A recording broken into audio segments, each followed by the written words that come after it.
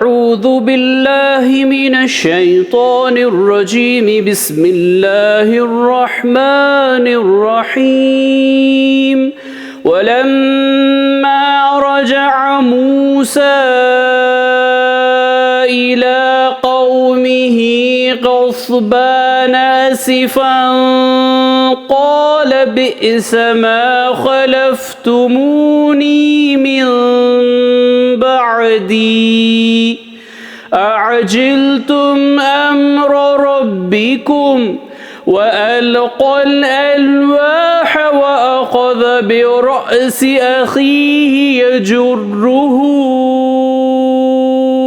إليه قال ابن أم إن القوم استضعفوني وكادوا يقتلونني فلا تشمت بي الأعداء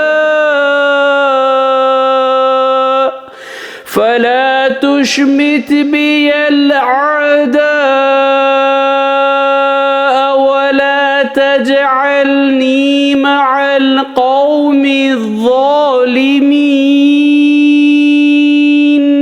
سورہ اعراف آیت نمبر 150.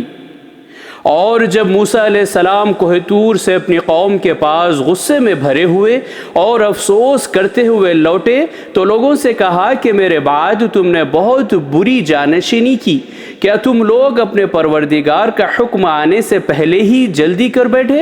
اور موسیٰ علیہ السلام نے تورات کی تختیاں ڈال دی اور اپنے بھائی ہارون کے سر کے بالوں کو پکڑ کر اپنی طرف کھینچنے لگے. ہارون نے کہا کہ اے ماں جائے بھائی، قوم نے مجھ کو کمزور سمجھا اور قریب تھا کہ مجھ کو قتل کر ڈالتے، پس مجھ پر دشمنوں کو نہ ہنساؤ اور مجھے ان ظالموں کے ساتھ شمار نہ کرو. صدق اللہ العظیم. اللہ عظمت والے نے سچ فرمایا.